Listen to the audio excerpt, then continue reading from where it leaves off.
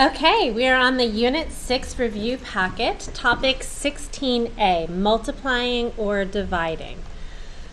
So on our first one here, we're looking to simplify this. Right now, they are not exactly the same, so there's nothing I can do the way it is written. I can't cancel any of these x's here, and I can't divide by 9. Remember, it has to be exactly the same if there's a plus or minus in between. So I am going to factor. This first one is a perfect square with a minus. So this is the difference of squares. And then down here, that's a perfect cube and that's a perfect cube. So this is factoring perfect cubes. You should be thinking SOAP and SMS. So SOAP is same sign, opposite sign, always positive. That sets up my pluses and my minuses, and then SMS will go here. So these first two spots are actually the cube roots. So this first spot is the cube root of x cubed, which is x. This is the cube root of 27, which is 3. And then SMS, square the x, multiply them together, and square the 3. So now I can look and see that I do have something that's exactly the same. I have an x minus 3 and an x minus 3. So those can cancel. And I'm left with x plus 3 over x squared plus 3x plus 9. And this doesn't factor. There's not two numbers that multiply to be 9 and add up to be 3. So I'm done. Nothing else can be canceled. Nothing else can be factored out. That's my final answer. So moving on to number 2. I'm multiplying, so I'm just going to put a 1 under here because I like to know I'm doing top times top, bottom times bottom when I'm multiplying fractions. So I'm going to turn this one into a fraction by putting it over 1. I'm going to start factoring. I don't just want to multiply this. I would have to do box or FOIL, and I'm trying to make it more simple, not more complex. So I factor out a GCF of x here, which gives me x minus 3. Down here, I can factor out a GCF of 4x, which means I'm dividing every term by 4x, and I get x minus 2. Remember, when you're factoring out GCFs, the GCF has to still be there. You can't just say that I took out an x and I have x minus 3. These should be equivalent. X squared minus 3x needs to equal this. So make sure that you're putting your GCF as part of your factored expression. And then I have 4x squared minus 6. So the first thing I see is that I can take out a GCF of 4, which gives me x squared minus 4 over 1. But then I see that this perfect square minus, this can still be factored. This is a difference of squares. So I'm going to rewrite my problem over here. And I'm going to factor that x squared minus 4 to be x plus 2. X minus 2 over 1. And now I have an x minus 2. That's exactly the same. I have an x I can get rid of. And I have a 4 that I can get rid of. So I can cancel the pink with the pink, the 4 with the 4, and the x with the x. That leaves me on the top with x minus 3 times x plus 2, and on the bottom I just have 1. So this is my final answer. All right, on number 3, again I'm multiplying, but I'm trying to make this more simple, not less simple. So I'm not just going to start by multiplying across, I'm going to look for some GCFs. There is no GCF for a minus 4. When I look down here, I can see that it's a quadratic. So I'm looking to factor it. I'm looking for two numbers that multiply to be negative 24 and add up to be 2. So that would be plus 6 minus 4. When I multiply them, I get negative 24. When I add them, I get 2. And I'm multiplying it by this. There's definitely a GCF up here, 5a squared. That gives me 7a plus 5. And then down here, I also have a GCF of 7a. When I divide 49a squared by 7a, I get 7a, and 35a divided by 7a is 5. So now I start looking for things that are exactly the same. So I have 7a plus 5, that is exactly the same. I have a minus 4, that is exactly the same. I also have an a here and an a here, but realize that this is a squared, so I'm going to have to do some keeping the base and subtracting the exponents. So on the top now, canceling, canceling, canceling, canceling. I'm canceling 1a here, which leaves me with just 1. So I have 5a on the top, and on the bottom I have 7a plus 6. And there's my answer for number 3. All right, moving on to number 4. Again, I'm not multiplying across. It's going to make it more complicated. I want to factor first and make this less complicated. So on this one, I am looking for two numbers that multiply to be 45 and add up to be negative 14.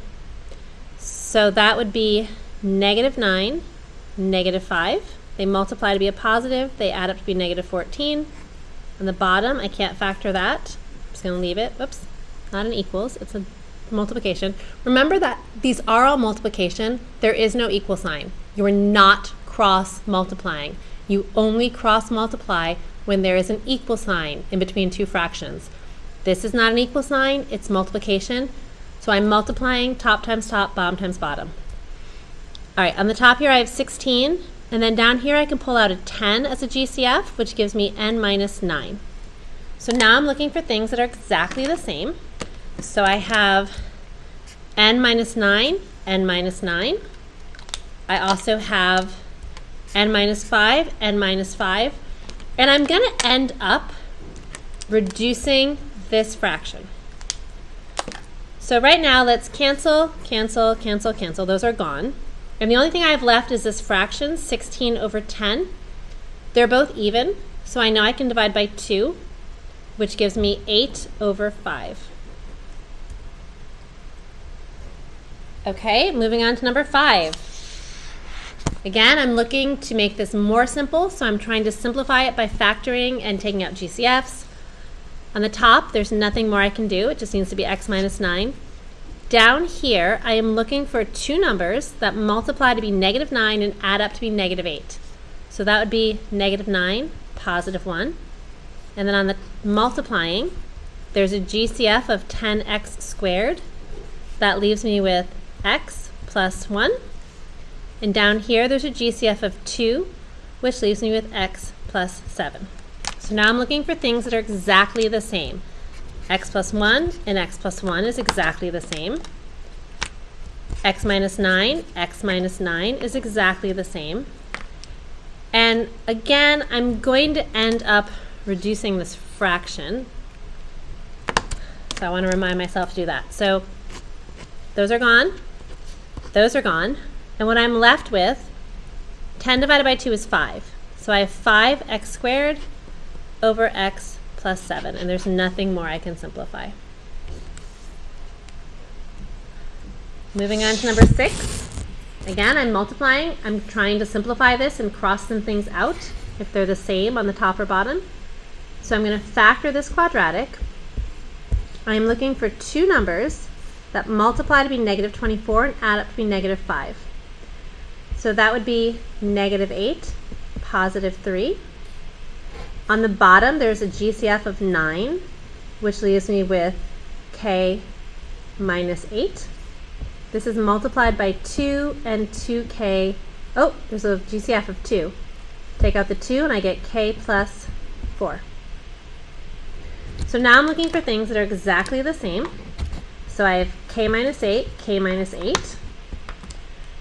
I also have a 2 and a 2, and that's it. So I can cross off this and this, and this and this, and I'm left with k plus 3 on the top, and 9 times k plus 4 on the bottom. All right, number 7. So this is division. So my first step for division is to turn it into a multiplication problem, and I do that by leaving the first fraction exactly as it is. So I'm just rewriting it. Then I change that from division to multiplication, and I flip the second fraction. And now it's multiplication. It's the same thing I've been doing for 1 through 6. So again, all I've done, I keep the first, turn it to multiplication, and I flip the second. So on this first one, I can see I have a GCF of 4x squared. That leaves me with x minus 10. The bottom has a GCF of 2. This one can't be simplified anymore. And down here, I have a GCF of x, which leaves me with x squared minus 9x minus 10. So I've got to keep going because I can see that I can factor this quadratic. So I'm going to do 4. I'm just going to rewrite what I have.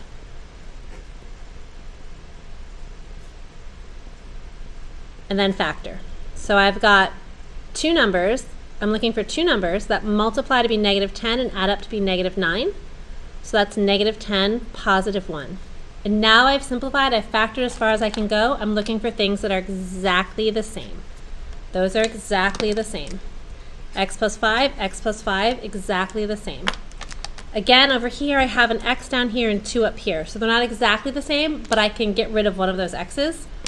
And then I'm going to want to remember to simplify this fraction there. So cross out, cross out, cross out, cross out, cross out this and cross out one of those. 4 divided by 2 is 2. I still have an x on the top, and on the bottom I have x plus 1.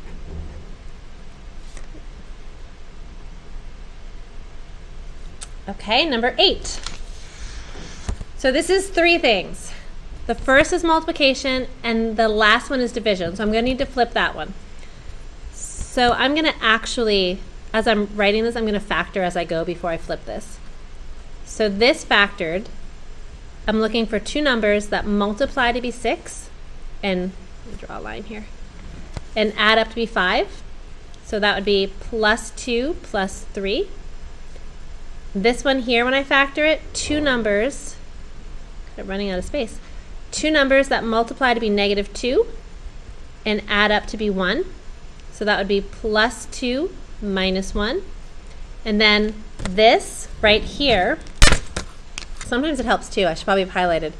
If you see division, maybe highlight it to remind yourself to change it to multiplication. So this is multiplication, and I flip 3x, 1 minus x. So now, because I've already factored before I flip this, I'm looking for things that are exact. So I have an x plus 2 and an x plus 2. Down here, these are almost the same. I have a positive x and then minus 1, and a positive 1 and a minus x. So if I want to switch it, I'm going to divide by negative 1, which is going to change that to positive and that to negative, and now they're the same. So now these two are exactly the same. I also see that I have a 3 here and a 3 here. And that looks like about it. So I can say those are gone, that's gone, the 3 is gone. And I'm left with on the top x times x minus 1, and on the bottom I have x plus 3, and I have this negative.